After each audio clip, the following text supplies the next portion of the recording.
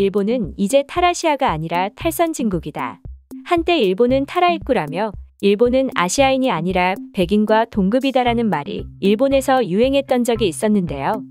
그러나 최근 외신에 한국은 선진국의 역량을 갖춘 나라라는 조사가 잇따라 발표되면서 큰 화제가 되고 있습니다.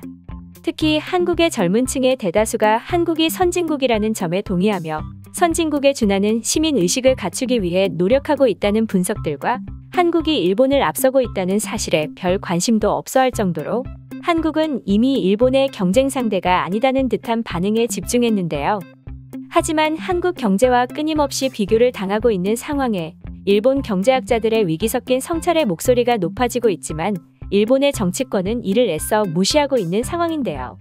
최근 엔화의 가치가 5년 만에 최저치로 하락하게 되면서 한국이 일본에 지칠 자리를 한국에 빼앗길 것이라는 전문가들의 예측에 따르자 일본의 기시다 총리는 일본의 위상을 다시 한번 굳건하게 하기 위한 시험대에 올랐습니다. 하지만 IMF는 일본에게 참혹한 미래를 제시했고 전 세계 외신들이 일본을 비웃게 되었는데요. 이제는 일본이 탈아시아가 아니라 탈선진국의 길목에 서 있다는 상황에 대해 자세히 알아보겠습니다. 한국은 2000년대 초 대졸 신입사원의 월급이 평균 178만 7천 원으로 조사되었습니다.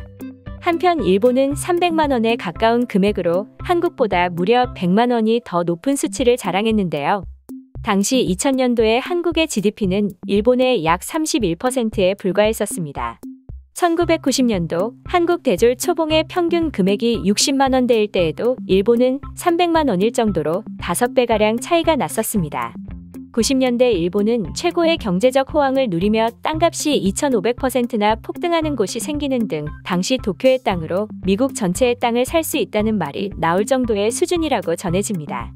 세계 최대 기업 100개 중 33개가 일본 기업이었으며 10위 안에는 8개가 일본 회사였을 정도로 최고의 호황을 누렸던 일본인데요. 2000년대 들어 회사 면접만 봐도 50만 원의 금액을 줄 정도로 호황이었던 일본의 경제가 현재는 한국과 직접적으로 비교를 당하고 있습니다.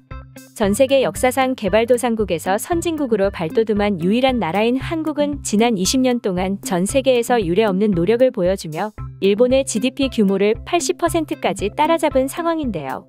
명목 GDP상으로는 한국이 280%가 넘는 성장을 기록하는 동안 3%의 성장도 기록하지 못한 일본은 한국이 일본을 각종 지표에서 추월하고 있는 현재에서야 자성의 목소리가 높아지기 시작했습니다.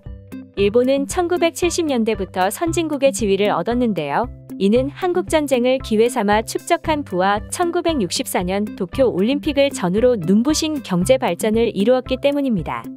그 후 1975년 창설된 선진 7개국 모임인 G7의 창립 멤버가 된 일본은 그 이후 반세기 동안 그 지위를 굳건히 유지해왔습니다. 국제통화기금 IMF에서는 1인당 국내 총생산과 수출 품목의 다양성, 글로벌 금융 시스템과의 통합 정도 등 다양한 요인을 종합적으로 고려해서 미국, 일본, 독일, 한국 등 39개국을 선진국으로 분류하고 있습니다.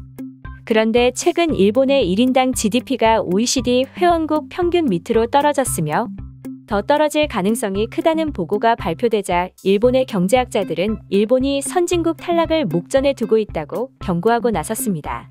더 충격적인 것은 일본의 재무성 관료 출신인 노구치 명예교수의 발언이었습니다.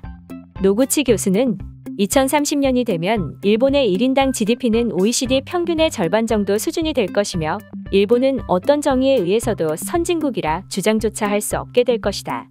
게다가 한국의 1인당 GDP는 1973년만 해도 OECD의 10.4%에 불과했으나 지금은 평균에 거의 근접했다는 점을 지적한 노구치 교수는 2030년도에는 한국 경제의 규모가 일본의 2배에 이를 것이라 경고했습니다.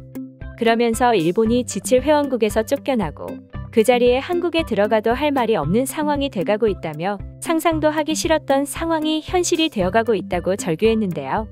이에 일본의 기시다 총리는 IMF가 제시한 기준에 의하면 일본은 여전히 빅4 경제대국이며 한국에 비교할 수 없다 라고 현재의 상황을 인정하고 싶지 않은 듯 발악을 했습니다. 하지만 IMF의 총재는 한국은 일본과 비교해서 구매력 지수, 국가 경쟁력 순위, 디지털 순위, 전자정보 순위 등 각종 지표에서 이미 일본을 추월하고 있다는 것이 드러나고 있다라며 현실을 인정하지 못하는 일본의 뼈아픈 직격탄을 날렸습니다. 이런 상황을 본 해외 네티즌들은 한국은 개발도상국에서 선진국이 된 유일한 나라이지만 일본은 이제 반대로 탈아시아가 아니라 탈선진국이다. 한국은 이미 일본을 경쟁 상대로도 보지 않는다. 라며 일본 정부의 어이없는 반응에 일본이 아직도 정신을 못 차렸다고 평가했습니다.